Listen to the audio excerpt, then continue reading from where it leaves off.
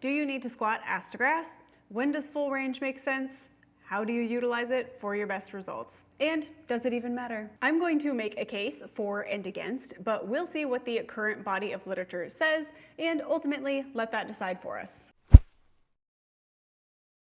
I'm Annie Miller, and I help you learn as you train and enjoy your lifts again without having to figure it out for yourself. And I help coaches build sustainable and data-backed online health and fitness businesses without selling their soul to vanity metrics. If you happen to be a trainee, go ahead and get a free week of Built by Annie down below. And if you are a coach, check out my Pure Programming course. Let's dive in. If you're watching this, I assume you or your clients want to build strength. And I assume you want to feel good in your body. So what does the literature say in regards to training a muscle through its full range versus partial range for muscle growth? First, a lot more research is needed. I am sharing 2 systematic reviews today, but please know the body of evidence that we have in this area is slim, but also growing. This particular conclusion might be my favorite in the current body of literature that we have. The article is Which Ranges of Motion Lead to Rome, a systematic review of the effects of range of motion on muscle hypertrophy. It states, in conclusion, evidence suggests that when training at a longer muscle length through either partial range of motion or full range of motion, some muscles such as the quadriceps femoris, the bicep brachii, and the triceps brachii tend to experience optimal growth. Thus, the use of partial range of motion in the initial part of the excursion in combination with full range of motion training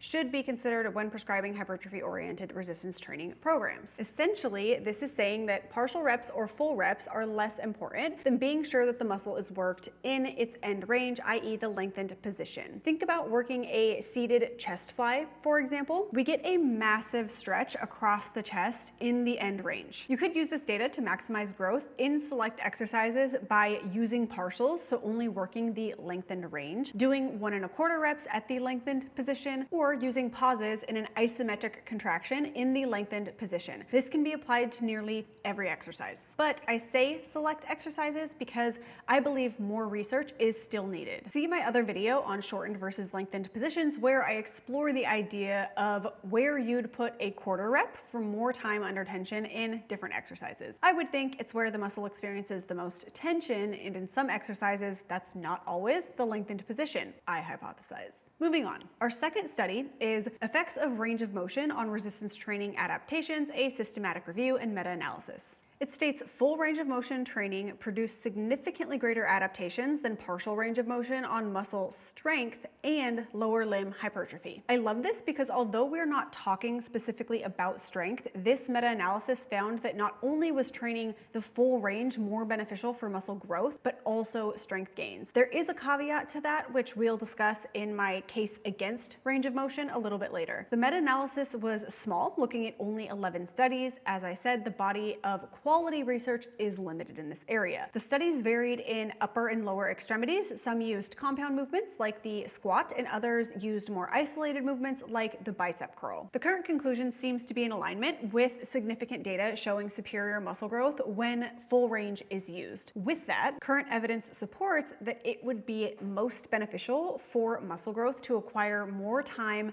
and tension in the lengthened position. That's regardless of if partial or full reps are used. We have to remember that mobility is not the main driver of muscle growth. Mechanical tension and the progressive demand on the muscle is. So if someone has a shorter range of motion than someone else, but they are using higher loads and a greater demand for the muscle, they are going to elicit more muscle growth than Mr. Gumby. If someone is pushing range, particularly in the lengthened position and using challenging loads relative to the volume of work that they are doing, then they win. These studies that I mentioned, as with most, unfortunately, we're looking at untrained individuals. My hypothesis is that in trained individuals with a larger muscle base and established neural pathways, you would favor long range of motion even more so. It would be interesting to see trained individuals working short versus long range. If there was a difference, again, I don't know, we don't have research, I would think yes. Okay, let's go ahead and make our case for and against full range of motion. My case for full range would be improved mobility and possibly joint health health, motion is lotion, a bigger stretch of the worked muscle group is included, and access to more muscle fibers if load is the same in a short versus lengthened position, higher functionality in terms of overall movement when we use a larger range of motion, more time under tension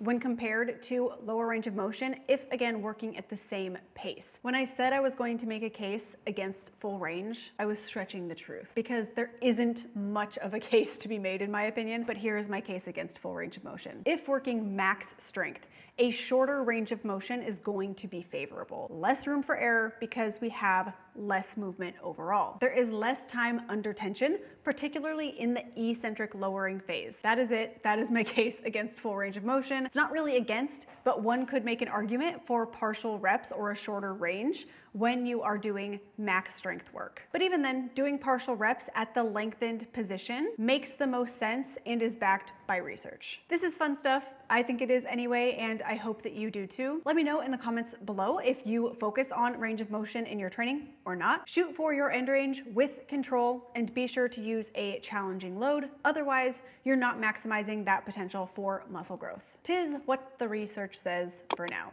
Happy gains, and I'll catch you guys in the next one.